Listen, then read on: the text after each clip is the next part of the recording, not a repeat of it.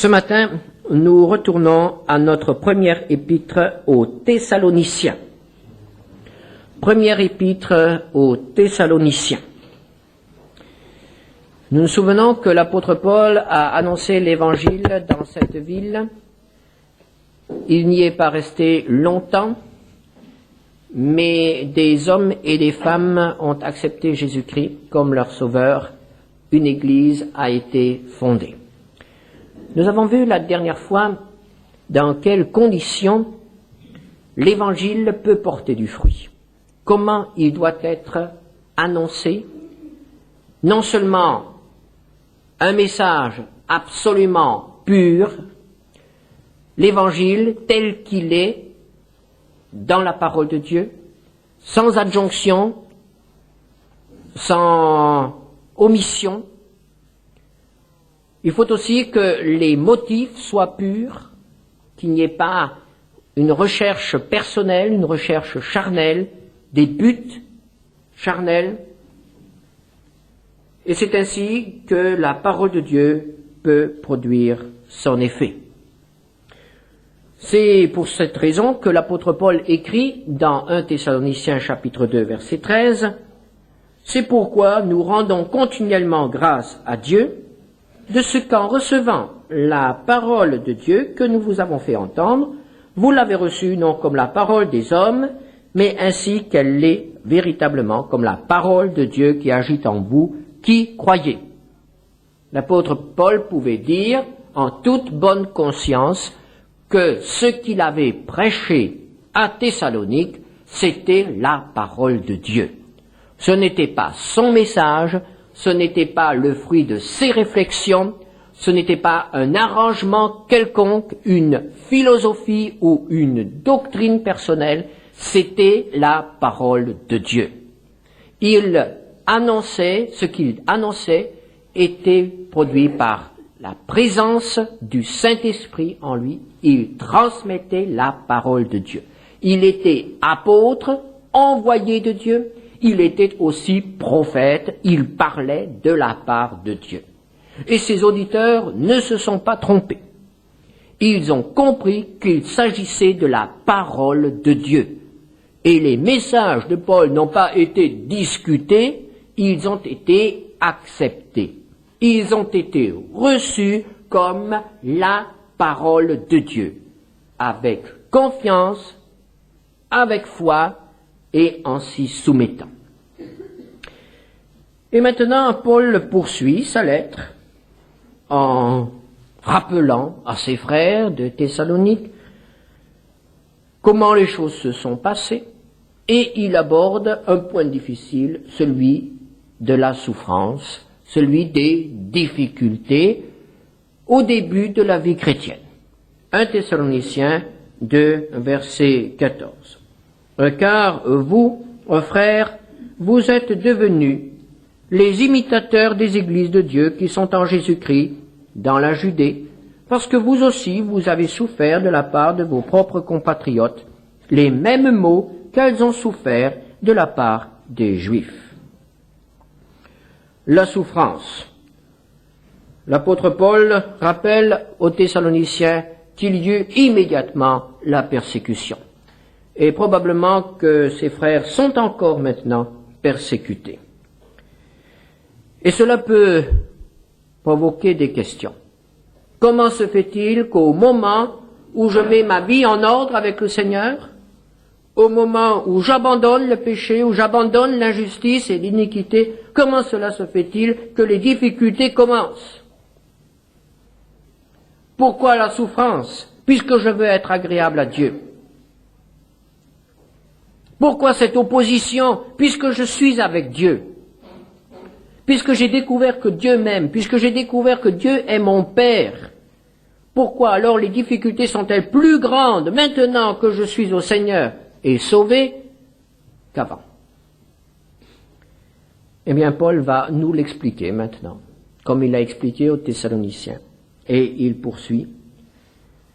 Ce sont ces Juifs qui ont fait mourir le Seigneur Jésus et les prophètes, qui nous ont persécutés, qui ne plaisent pas point à Dieu et qui sont ennemis de tous les hommes. La difficulté vient d'abord de l'entourage. La difficulté vient d'abord de l'homme. C'est l'homme qui provoque l'opposition.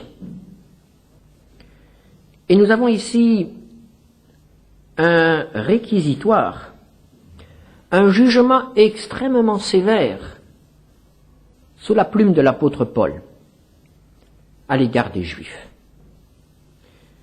Ces Juifs qui ont fait mourir Jésus, qui auparavant faisaient mourir les prophètes, qui maintenant persécutent les apôtres. Et Paul poursuit, qui ne plaisent point à Dieu, pour conclure, qui sont ennemis de tous les hommes. Quel jugement? Quel réquisitoire? Est-ce que c'est bien l'apôtre Paul qui écrit cela?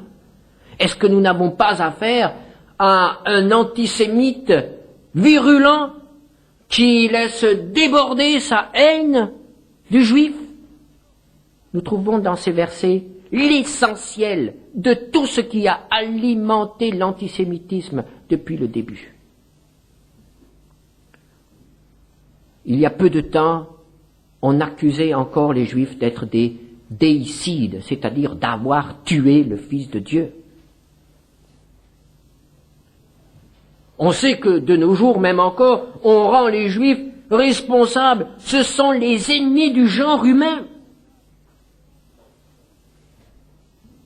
Au Moyen-Âge, l'épidémie, les calamités de tout genre étaient toujours provoquées par les Juifs.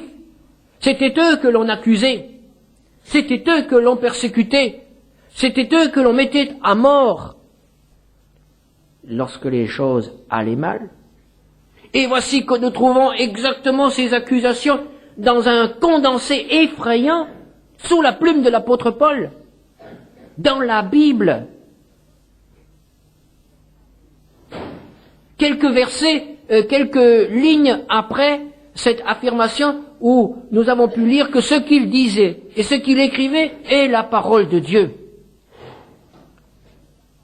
Est-ce que nous pouvons en conclure que c'est le Saint-Esprit qui a inspiré ce jugement, ce réquisitoire à l'apôtre Paul? L'apôtre Paul serait-il donc le premier antisémite? Un grand antisémite? Non. Nous connaissons l'apôtre Paul, nous connaissons ce qu'il écrit ailleurs. Par exemple, dans l'Épître aux Romains, nous lisons au chapitre 9 quels étaient ses sentiments à l'égard des Juifs. Romains 9, versets 1 à 5. Je dis la vérité en Christ, je ne mens point. Ma conscience m'en rend témoignage par le Saint-Esprit. J'éprouve une grande tristesse et j'ai dans le cœur un chagrin continuel, car je voudrais moi-même être anathème, c'est-à-dire maudit, et séparé de Christ pour mes frères, mes parents selon la chair, qui sont israélites, à qui appartiennent l'adoption et la gloire et les alliances et la loi et le culte et les promesses et les patriarches, et de qui est issu selon la chair le Christ, qui est au-dessus de toutes choses, Dieu béni éternellement. Comprenons bien ce que dit l'apôtre Paul ici.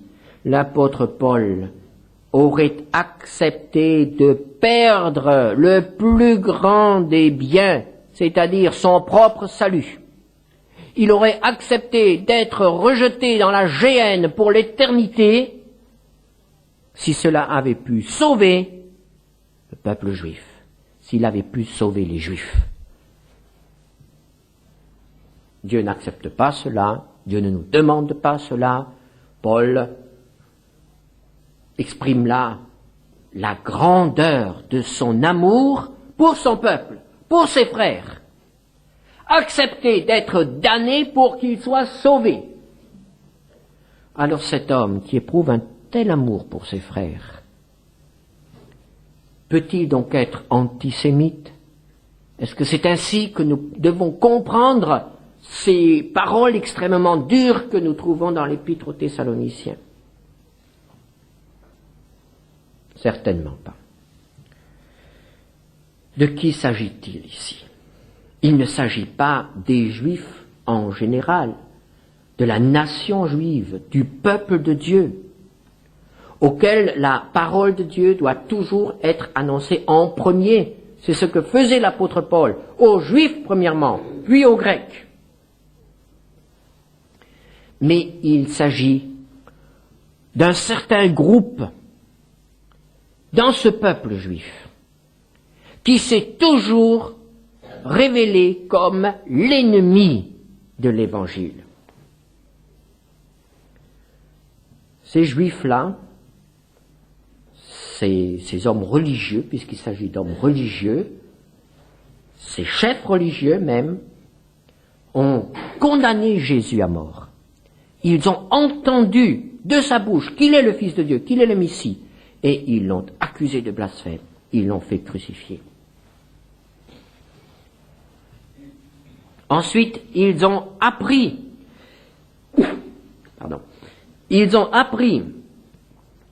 de la bouche des gardes que Jésus était ressuscité. Ils ont donné de l'argent à ces hommes pour qu'ils répandent un faux témoignage, un mensonge. Jésus n'est pas ressuscité, son corps a été enlevé par les disciples. Ils ont vu ce qui s'est passé le jour de la Pentecôte. Ils ont vu la transformation chez les disciples. Ils ont vu les conversions des Juifs et des non-Juifs. Et ils ont continué à s'opposer à l'Évangile. Ils ont entendu le témoignage d'Étienne. Ils ont reconnu qu'il ressemblait à un ange. Ils ne pouvaient rien lui répondre. Ils l'ont accusé de blasphème. Ils l'ont persécuté et tué. Ils ont entendu le témoignage de Saul de Tarse, l'un des leurs, persécuteur, et qui a rencontré le Christ vivant sur le chemin de Damas. Et cela n'a pas suffi.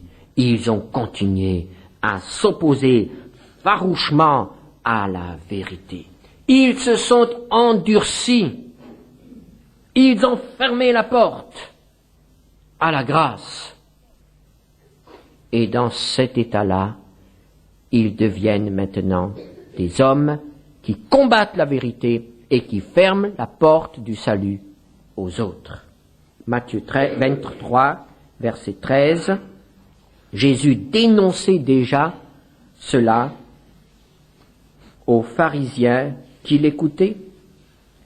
Matthieu 23, verset 13, Malheur à vous, scribes et pharisiens hypocrites, parce que vous fermez aux hommes le royaume des cieux, vous n'y entrez pas vous-même, et vous n'y laissez pas entrer ceux qui veulent entrer.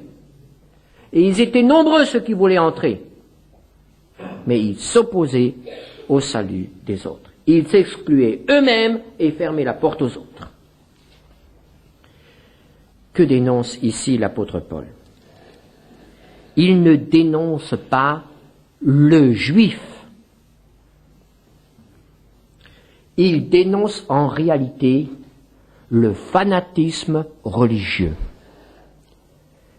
qui se révélait là dans le judaïsme, mais qui se retrouve ailleurs. Dans toutes les religions, nous retrouvons le fanatisme religieux. Il sait bien de quoi il parle. Il était lui-même un de ces fanatiques. Dans l'Épître aux Galates, au chapitre 1er, versets 13 et 14, il écrit « Vous avez su en effet quelle était autrefois ma conduite dans le judaïsme, comment je persécutais à outrance et ravageais l'Église de Dieu, et comment j'étais plus avancé dans le judaïsme que beaucoup de ceux de mon âge et de ma nation, étant animé d'un zèle excessif pour les traditions de mes pères. » Qu'est-ce que le fanatisme religieux? Où prend-il racine? Et qu'est-ce qui l'alimente?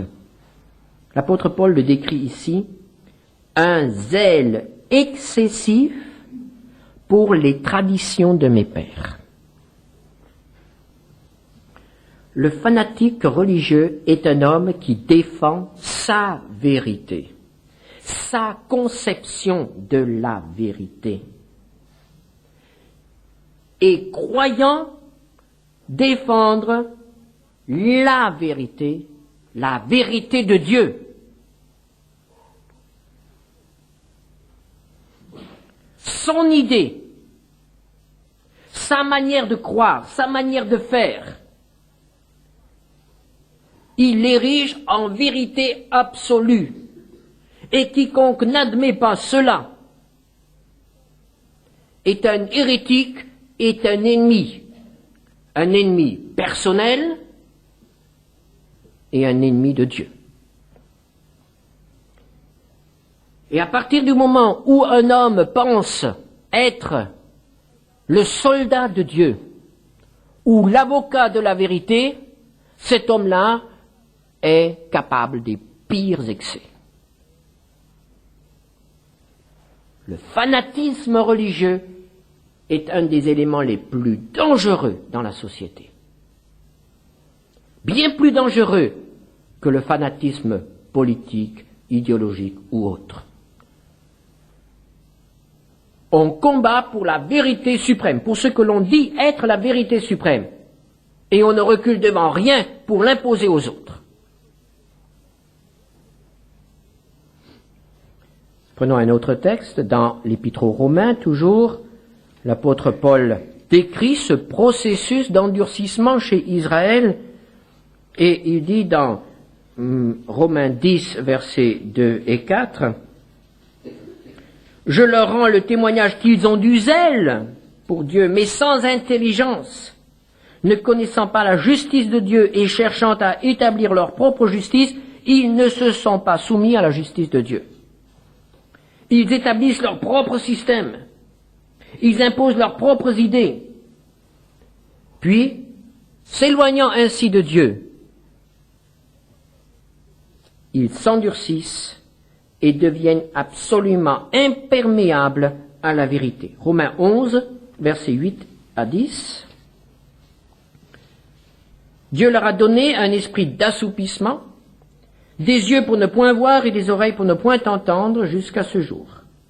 Et David dit que leur table soit pour eux un piège, un filet, une occasion de chute et une rétribution. Que leurs yeux soient obscurcis pour ne point voir et tient leur dos continuellement courbé. Ils sont allés trop loin. Ils se sont détournés de la vérité et Dieu permet qu'il y ait maintenant en eux une puissance d'égarement. Et l'apôtre Paul mourra un jour à cause de ces hommes-là, à cause de ce fanatisme religieux. Ce sont ces hommes-là qui provoqueront son arrestation à Jérusalem et finalement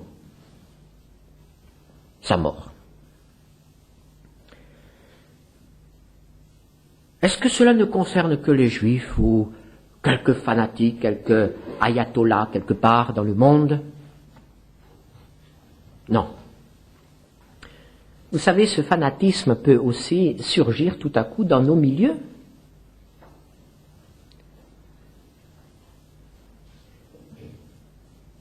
Il peut aussi y avoir de l'intolérance dans nos milieux évangéliques.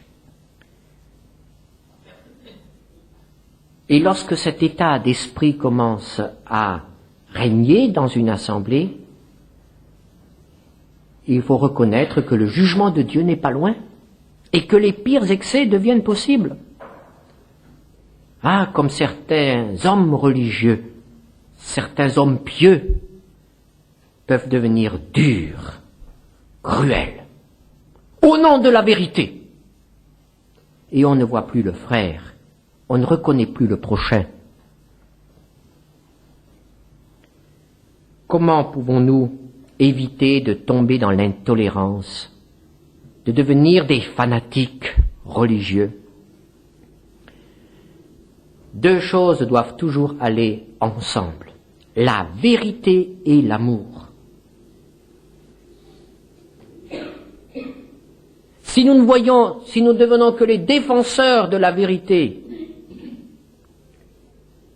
nous risquons de faire du mal.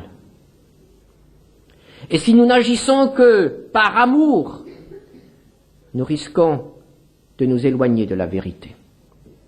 Les deux choses vont ensemble. Vérité et amour. Et il faut faire très attention à ne pas confondre l'idéologie ou la doctrine ou l'hérésie que nous combattons et le frère ou l'homme qui représente cela.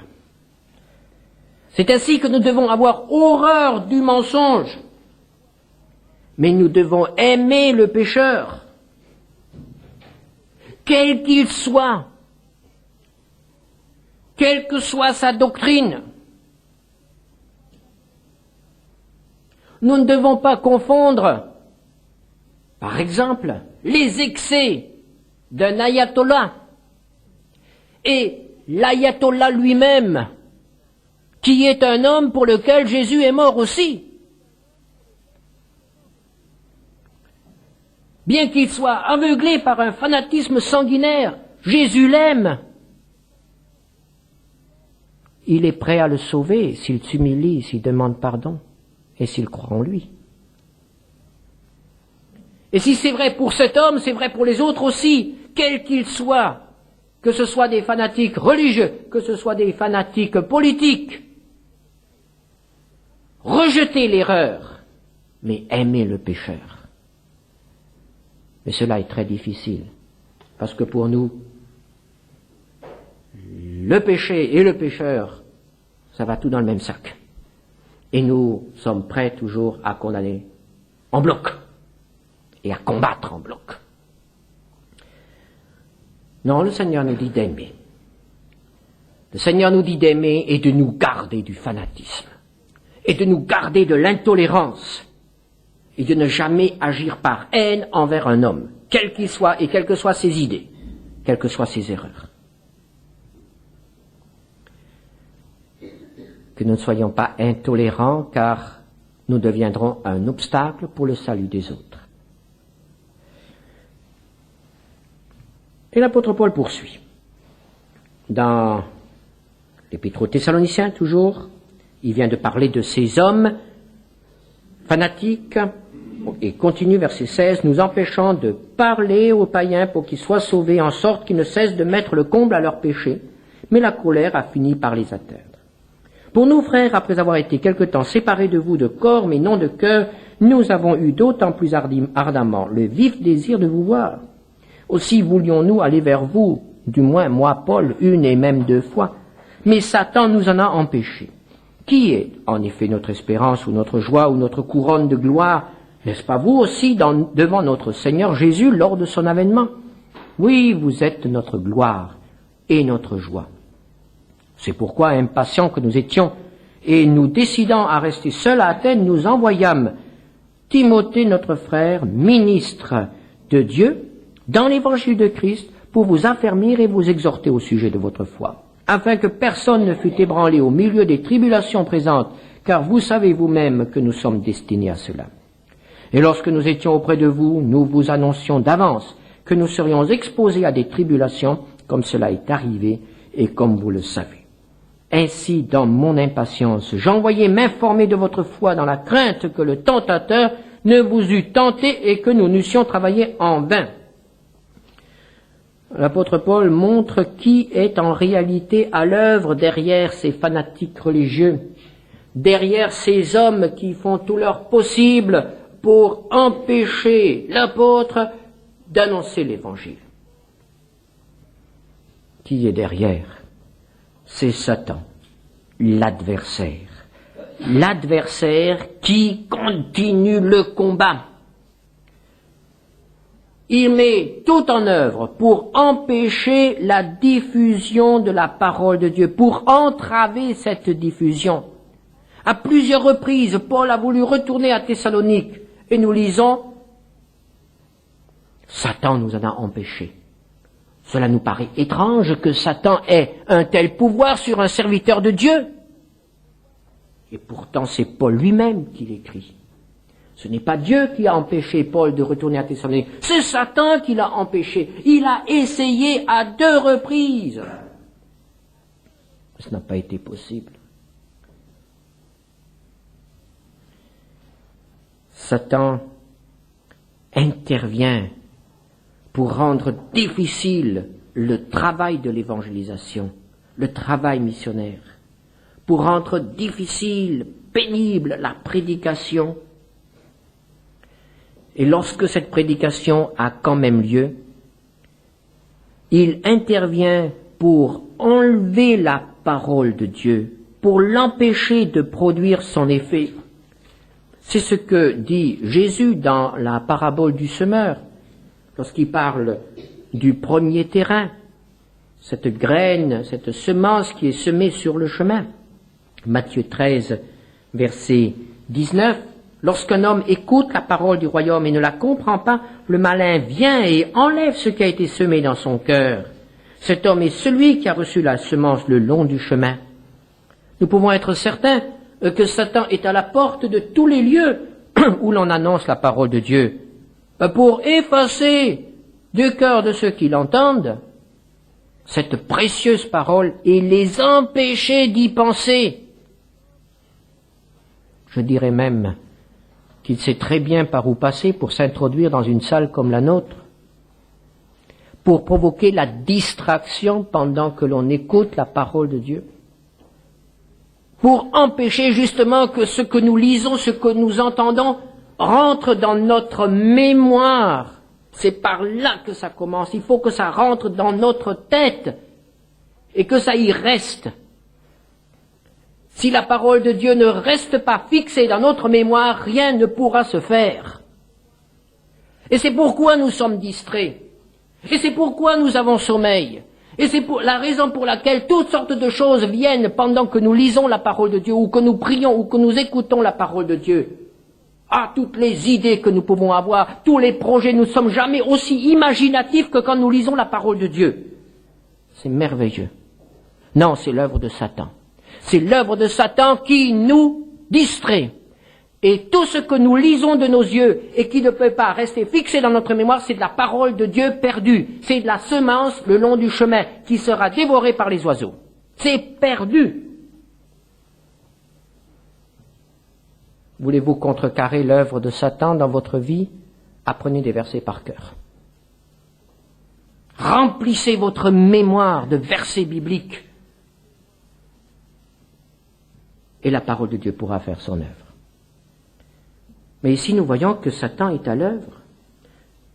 Il est encore à l'œuvre autrement. Dans la parabole du bon grain et de l'ivraie, Jésus montre que Satan place ses hommes dans le champ, dans le monde. Mais nous pouvons dire aussi que cette ivraie peut être une mauvaise doctrine, une mauvaise interprétation de la parole de Dieu. Et c'est ainsi que nous voyons que, par exemple, dans certains mouvements, la vérité s'y trouve, mais il y a quelques brins d'erreur. Il y a de l'erreur qui se glisse, et nous devons veiller constamment. Aucune assemblée n'est à l'abri de la déviation doctrinale. Aucune assemblée n'est à l'abri de l'erreur. Et c'est pourquoi nous devons vérifier ce qui est dit. Nous devons voir si c'est conforme à tout l'enseignement de la parole de Dieu. Et rester soumis au Seigneur. Ensuite, le diable poursuit son œuvre en attaquant le messager. Quel est le prophète qui, dans l'Ancien Testament, a connu une vie paisible? Il n'y en a pas eu. Quel est l'apôtre qui a connu une vie paisible? Je n'en connais pas. Le Fils de Dieu lui-même a été attaqué. Dès le début de son ministère, et tout au long de son ministère, Jésus a connu les embûches de l'adversaire. L'apôtre Paul aussi. Il a dû lutter constamment contre toutes sortes de difficultés, franchir toutes sortes d'obstacles. Qu'est-ce que cela signifie? Cela signifie que si nous voulons annoncer la parole de Dieu, il faut que nous soyons prêts aussi à souffrir des attaques de l'adversaire, qui veut nous décourager. Et ces attaques sont de tout genre. Ce sont les attaques physiques. Les apôtres recevaient des coups. Aujourd'hui, ça pourrait être la maladie, ça pourrait être un accident, ça pourrait être un handicap physique. Cela peut aussi être la persécution. Cela peut être dans tous les domaines des difficultés physiques. Je pense que dans notre pays, ce sont surtout les difficultés psychiques. Dans notre pays, en Occident, nous ne sommes pas persécutés pour notre foi. Mais cela ne veut pas dire que Satan est inactif, que Satan nous laisse tranquilles. Absolument pas. C'est dans le domaine de nos pensées, c'est dans le domaine de notre équilibre nerveux, psychique, que nous sommes attaqués. C'est le découragement, c'est la dépression, ce sont les tentations multiples, souvent très fortes, ce sont les pièges que Satan sait si habilement préparer longtemps à l'avance pour qu'au moment, dans un moment d'inattention, nous y tombions et nous soyons ensuite enferrés. Ne nous croyons pas à l'abri des attaques de l'adversaire. L'adversaire est le même. Il a persécuté les apôtres et il nous persécutera aussi si nous voulons servir fidèlement. Il faut que nous prions pour tous ceux qui rendent témoignage, pour les missionnaires, les évangélistes, les colporteurs, les pasteurs, pour les responsables de groupes de jeunes, pour les responsables d'écoles du dimanche, pour tous ceux qui transmettent la parole de Dieu à quelque niveau que ce soit. Il faut prier les uns pour les autres, car ce sont des cibles de choix pour l'adversaire. Et puis il y a aussi les attaques contre les jeunes croyants, les nouveaux croyants à Thessalonique. Nous voyons que ces hommes et ces femmes ont été harcelés par l'adversaire. Et il veut les arrêter, il veut entraver leur croissance. Comme dit l'apôtre Paul ici, il veut les ébranler par les tribulations présentes. Combien souvent nous constatons que des jeunes croyants qui, avant leur conversion, avaient une vie à peu près tranquille, au moment de leur conversion commencent les difficultés. Difficultés dans la famille, difficultés dans le milieu professionnel ou scolaire, difficultés de tout genre. Et parfois, nous sommes vraiment inquiets quand nous voyons tous les problèmes qui s'accumulent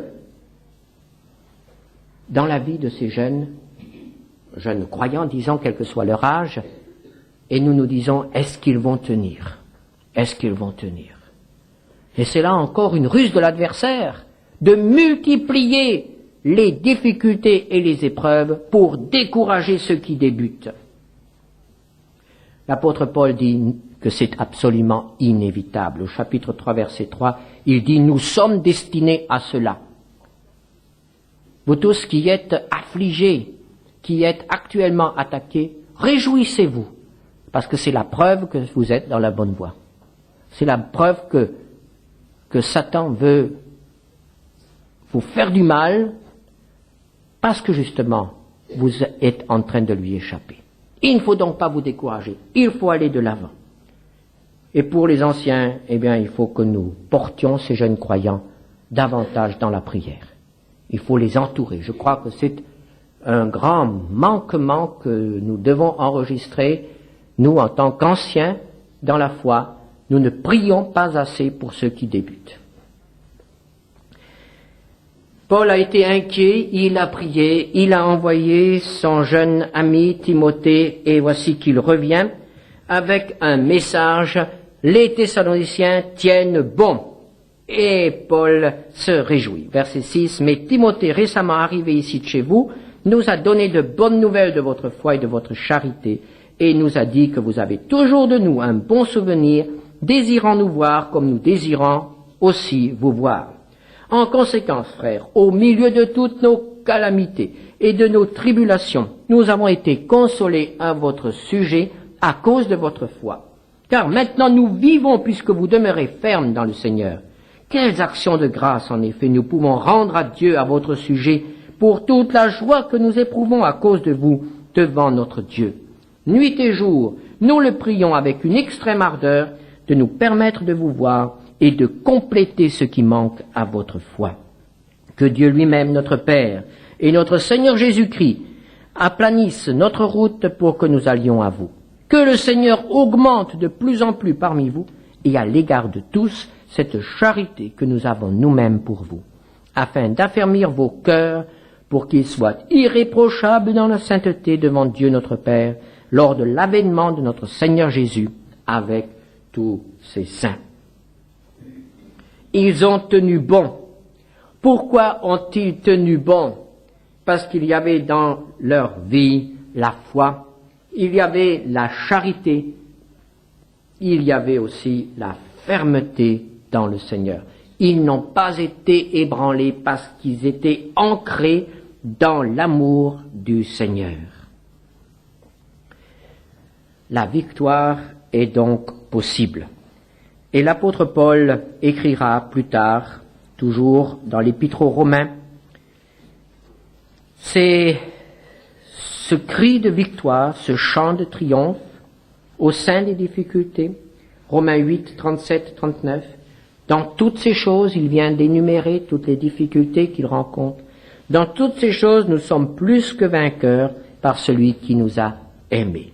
Car j'ai l'assurance que ni la mort, ni la vie, ni les anges, ni les dominations, ni les choses présentes, ni les choses à venir, ni les puissances, ni la hauteur, ni la profondeur, ni aucune autre créature ne pourra nous séparer de l'amour de Dieu manifesté en Jésus-Christ, notre Sauveur.